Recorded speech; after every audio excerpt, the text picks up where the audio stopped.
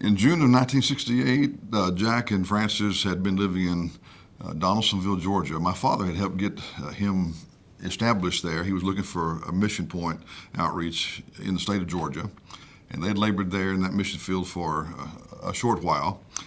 And I came across a rare piece of 8mm footage years later of the family celebration when they were getting ready to move. It was a going away party, and all of their daughters were just very, very young, very small. But it's a classic piece of film. I don't know that the girls have ever even seen it. I'd like for them to someday. I've been accused of always having a camera in my hand when I go to convention and a lot of other activities.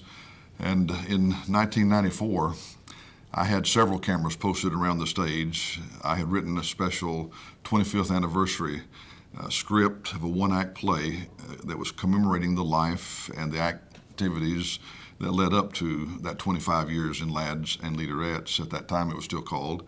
And I also had staged a one-act play.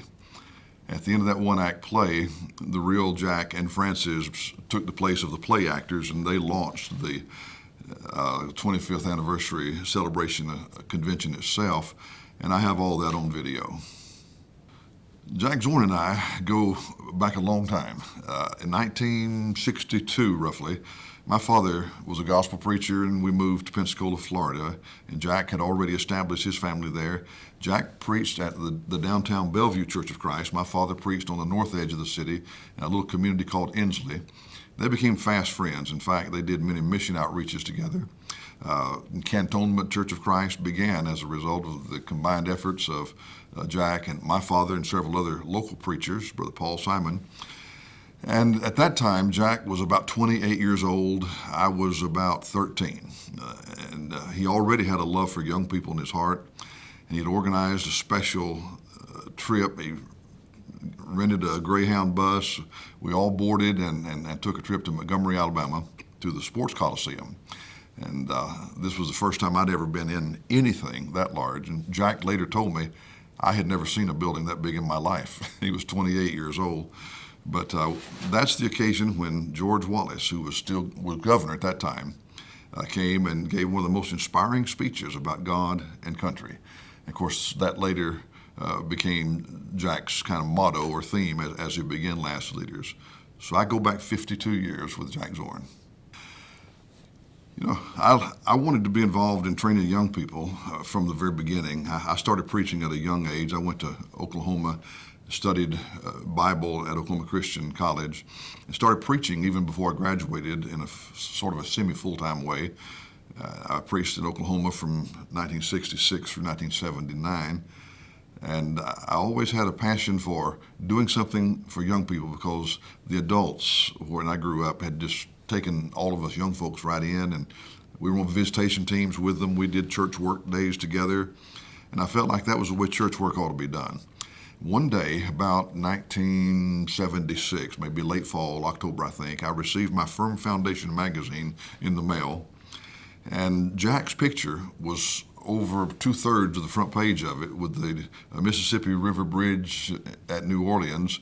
He and there might have been 30 or 40 young boys and a few young men were there, and the headline talked about a seminar that he was having there for lads to leaders. Now, I hadn't seen Jack since I was a child at 13 and 14 years of age, and now I'm a young man in 1976 preaching in Muskogee, Oklahoma, and I'm saying, what in the world has Jack gone and done? Because I never heard of a lad to leader.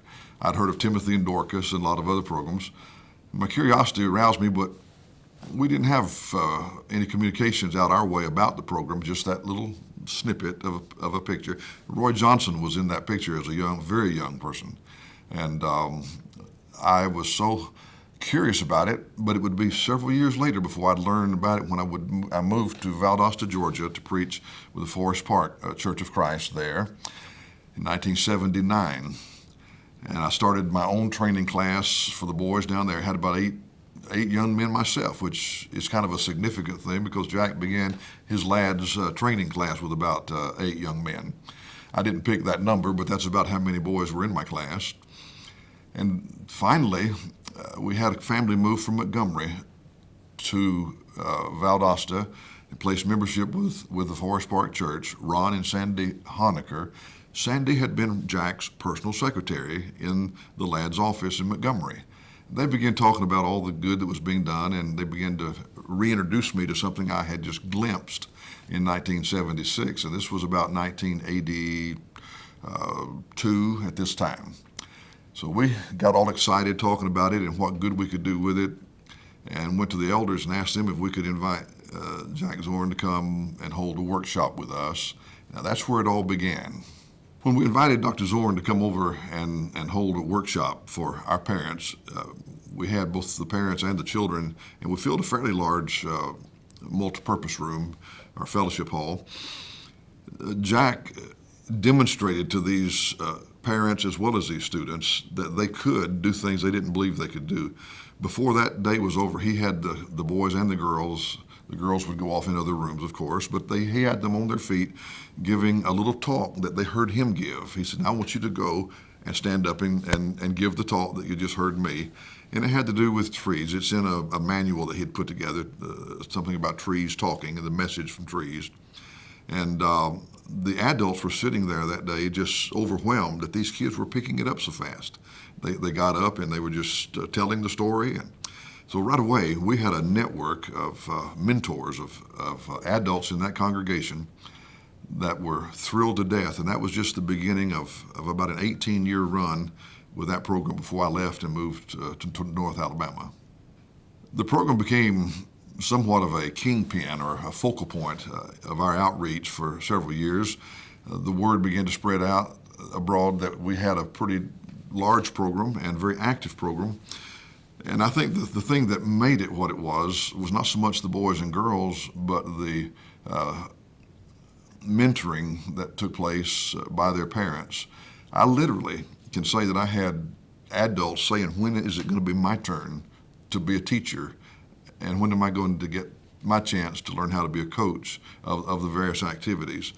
So it gave our boys and girls, our adults, an opportunity to just blend together and become a unit. And that focal point turned this into a dynamic outreach that continues to this day. I'd always been aware that we lost an awful lot of our young people as they left home and went off to college, and I was concerned about this.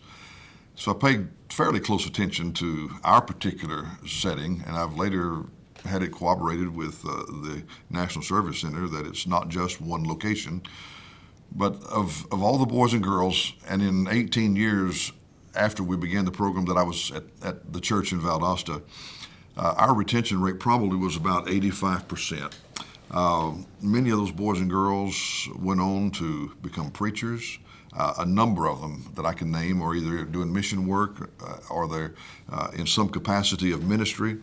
Many of them are deacons. I don't know that I know any of them that are elders, but I know many deacons that came out of those 18 years. Young ladies who married missionaries. Some of them moved to other countries. Some are missionaries in our country.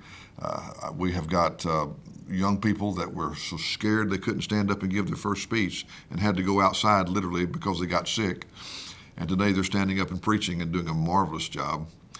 I could safely say that 85% of those students even past their college years, and most of them even to today, and that generation, there are 35 to 40-year-olds now. That's awesome. I love that. How did you conduct your program on a year-round basis for so many years? When Jack came to hold the workshop for us and he told us about his student manual, the first thing that we did was take our adults into a class, the ones who initially volunteered, and we spent several weeks teaching them the material. They had to memorize the 10 pledges, which formed the core of his curriculum. They had to memorize those and stand up and say them to one another. We taught the adults first so that they'd be prepared, and then we started a class. No one had ever told us how to use this teacher or this student manual. And so we started in 1984, and we went through the whole book in that year. I know that we missed a lot of it. I'm sure that we did. But at the end of the year, the teachers were saying, "Where do we go now? The book's empty. We're through. We're at the end of it." And so we kind of took a sabbatical from the book and let it rest because I had to do some thinking. And in the meanwhile, we had also started teaching the boys and girls outside of the classroom how to word prayers, how to lead singing, how to put speeches together, and techniques for delivery of those speeches. And we had begun taking them around and letting them have exposure to other places. We started some lads groups in Tallahassee, Florida, and more in Macon, Georgia, 2 or 3 other places where we took those boys and girls and they gave their speeches to the respective boy and girl breakout rooms in those churches. So we got them on their feet, we got them active. What we learned was that the book was not really designed to be a straight through year after year after year teaching manual. And so I wanted it to be educational. I didn't just want it to be about technique. And so I wrote a curriculum guide just strictly for our personal usage that would take Jack's material and divide it down into, from grades 4 through 12, 3-month length quarters once a year. And each class from the 4th grade up had a certain assignment that they were to cover, whether it was going to be one of the pledges and the lessons that went with it and some particular achievement awards. The program somewhat patterned after the Boy Scouts and Girl Scouts of that time with the merit badges. We had achievement levels. And so I wrote a curriculum guide for 3 months at a time, once a year, and a student literally would have covered every achievement level. They would have mastered all the material underneath the 10 pledges, which was all biblical material, Bible history, church history, how to be a good parent, all kinds of things. And after we got that written, we opened the classroom setting back up to the kids for Jack's student manual. And it just gradually evolved through the years and got bigger and bigger. But a lot of churches elected to go a different direction. They go with the service projects and with the training for various skills. I wanted the biblical background to be blended with the lads program for our kids. And so to me, I'm 31 years into the program now, and I'm still teaching the same classes. It was the Christmas holiday of 1990 and approaching New Year's Day. I got a phone call from Jack, and he and I had renewed our friendship from the early 60s. By this time, we'd been in the program and been attending the conventions in Nashville at Opryland Hotel. He called and said, "Terry, I want to ask you to be the convention director for Lads to Leaders at Opryland Hotel." Well, I nearly dropped my eye teeth because I had never directed a convention. I didn't know how to direct a convention. But I drove over to Montgomery at his request, and we sat down and talked through the things that have to be done to prepare for a convention. And I kind of stumbled into a role that either through directing or through a ceremonies coordinator has lasted for the past 24 years. I've been richly blessed by Dr. Zorn and Francis. They're visionary, they're loving, they're the greatest encouragers you could ever meet. And they gave a very young preacher an opportunity to get to be a part of the planning committee and coordinating and directing. And I've really benefited from it. My most memorable moment in that 1991 convention was when Jack told me that they had made him a better proposal on where to hold the ceremonies that year. I found out later they had sold the presidential ballroom to a higher bidder, and they put us downstairs in what they called the Ryman Exhibit Hall, which is nothing more than a glorified concrete parking deck. When I walked downstairs and Jack showed me where they wanted us to put this thing, I said, "Jack, this is never going to work."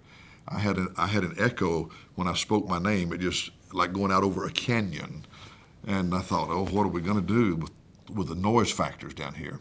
And they promised me that they could put all kind of soundboards up and acoustical absorbers. So we had to go along with it. They'd already sold the presidential for that Friday night. Well, during that program, you can guess that we couldn't hear a thing. No one, even on the front row, could understand a thing that anybody was saying on the stage. And it was echoing, cross-echoing like canyon sounds. And I leaned over and I said, Jack, they can't hear a word that we're saying. And he looked at me and he said, you're in charge. You fix it. I did. I called the hotel convention manager and I said, I need you down here right now. We've got to solve this problem. By tomorrow night, you get me back in the presidential ballroom. And they did. And we ended a very good convention out of an almost tragic beginning. As I look back over 31-year history, I've been blessed so richly to have been a part of this program. If I had to pick one thing to tell a concerned or interested party about, it would be that it allowed me to have one-on-one personal friendships and interpersonal relationships with the boys and girls as a teacher, as a team leader, but I also was able to bond with their families. My children grew up with their children and went through the program. My wife and I had many wonderful social encounters with those families. And so that would be a benefit that in and of itself would make the program worthwhile. But probably much more important, and I can't even say probably, much more important, is that I have seen that young people can become whatever we're willing to kind of step out of the way and let them become. If we will provide them an avenue of expression, mentoring and enough guidance, and then give them the opportunity, the arena to express themselves. Our young people started teaching Sunday school lessons. We let them go into the classes and learn as helpers and then started teaching the classes. Our young people were able to get in the pulpit and conduct the services. And a generation before, no one had ever heard of such a thing. Kids didn't do that. And so I've just the benefit of seeing what young folks really can become is to me one of the greatest benefits of being in the program. You know, Dr. Zorn rarely is seen without a red coat on when he goes to the local churches for the purpose of promoting lads to leaders. And at every convention for all the years since the very beginning, Francis sewed his very first red coat, if I understand it correctly. And that has become somewhat of a trademark for him. And people that see the man in the red coat, I used to have children say, who is that man in the red coat? I had been used to the kids saying, who is that masked man from the Lone Ranger? But all of a sudden it was Dr. Zorn in his red coat. It became a conversation piece in every church. So that even here at the convention, the 45th year anniversary, he's still on stage with that red coat on. And of course, he long ago wore out the original. But I helped stage the setting where Francis got him out of it one time. And that was the night we got him into a white dinner jacket for the 25th anniversary. But he went on stage with that red coat. But I can tell you more about that some other time, perhaps. But I want to tell you about this thumbs up thing. Jack always was giving the young people the thumbs up. And one year I came to a convention, I think I was a director that year, and he always liked to give gifts to the staff members. And he presented every one of us with a coffee mug with his thumbs up as a part of the forming of the glass mold of that coffee cup, last leader's cup, with a thumbs up with his fingers wrapped around it. It still sits in my office today, and I've probably had it 25 or 30 years. But the thumbs up was just sort of a iconic description of you can do it. Victory's yours. You know, I've served in 3 different capacities that I've not really defined to you, not only staff related, but a parent, a gospel preacher, and as a convention team leader. As a parent, my wife and I together are on the stage every year, and one of the most exciting moments in our lives was to look across the stage, and there were our 2 grown sons and their wives, and to our side, our daughter and her husband, who was my co-MC, and he has been for the last several years. And it was our grandchildren that were walking across the stage. And this is a picture in my mind of going full circle, passing the baton from one generation to the next. As a parent, my heart swelled with joy to see that.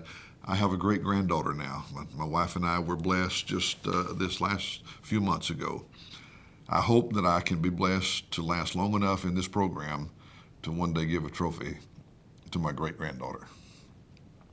Then, if I think of myself as a gospel preacher, I think about changes that took place, and one student kind of epitomizes a story that's legion.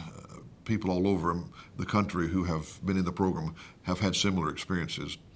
One young man wrote me a letter.